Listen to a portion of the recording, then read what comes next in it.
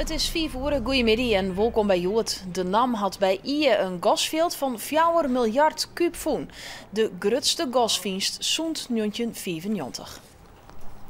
Deze jest is het veld onboord op een diepte van 3900 meter. Het ligt tussen de boorlocages van Mitselwier en Jestrum in. De laatste grote vindst wie het veld van Moddergat in 1994. Er zit genoeg gas in het Nijenveld om de Friese huishoudens 10 jaar lang van stoken te litten. Van Simmer werd begonnen met de winning. De NAM verwachtte dat ze het veld 15 jaar broeken kan. Het wetterpeil in Friesland bereikt woensdag weer het normaal peil. Dan komt er een periode met extreem heeg wetter in uw provincie en kan de balans opmaken worden. Het wetenschap zocht tevreden waarom op de Aroene wieken. De oevers en dieken haat door het generaal goed houden en ook de buffergebieden naar haar werk dienen. Toch weer het op bomplakken flink spannend, liek op de but bij Grauw.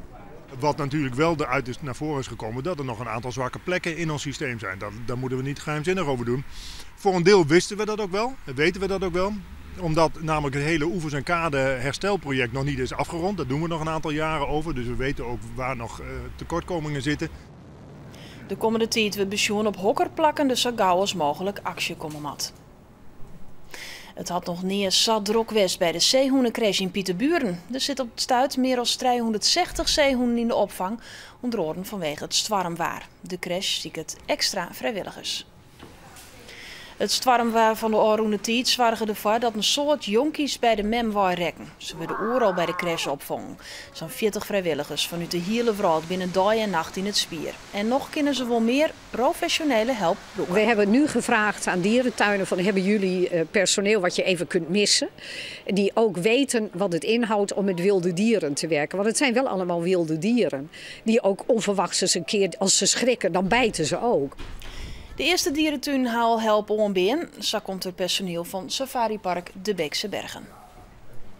Sven Kramer is juist in Budapest voor de 5e keer Europees kampioen reetrieden worden. Kramer hier is alleen een concurrentie van ploeggenoot Jan Blokhuizen. Want wij de laatste afstand, de 10 kilometer, bleef het spannend. Op de helft van de race tussen de nummers 1 en 12 van het klassement maakt het Kramer het verschil en is de Europese titel binnen. Na een jaar van blessures een bijzondere titel. Ik kan natuurlijk zwier in de shit zitten en zij is er gewoon. En ik heb een heel jaar langs de kant staan. En dat is dan alleen maar super mooi dat ze waarom komen kerst.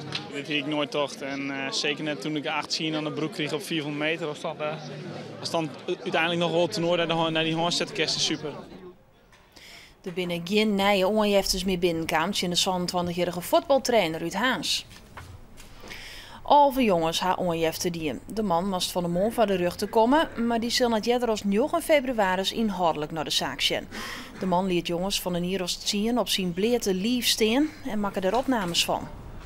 De Noordelijke Hegelskwallen Ljouwert, de NHL, besteedt het hier 25 jaar. En dat wordt vierd met een mix van evenementen voor en terug studenten en oud-studenten.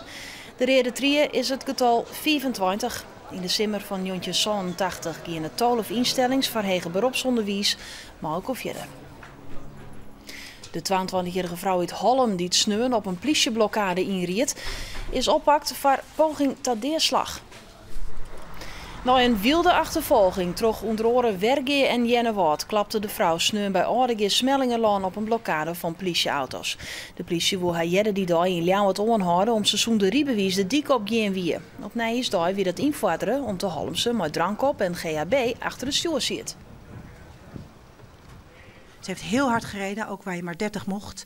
Ze heeft daarnaast ook is ingereden op een blokkade met politieauto's, waarbij een politiemevrouw nog net op tijd weg kon springen. En dat levert wat ons betreft een poging doodslag op. De gemeente Haans maakt het hem grote zorgen hoe de leegstaan in de binnenstad. Eigenaars van winkelpanden zoenen de hieren flink om leeg dwaanmatten om de stad leefbaar te houden. Op dit stuit zien er goed 20 winkels in de binnenstad van Haas leeg, vaak al van langere tijd. Benam voor status binnen de hieren van deze pan naast de Heeg. En dat er dan een ondernemer besluit om mee op te houden, is er geen opvolger te vinden.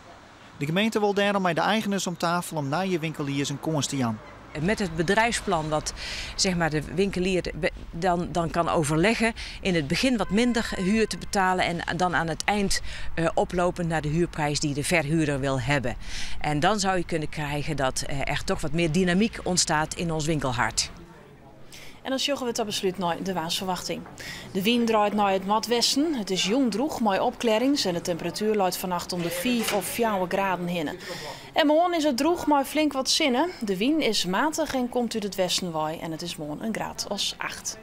En dit weer Nijs in het kwad. Dadelijk de sport in Boppenslag en je hoort dit er om 6 uur web. Mooi dag verder.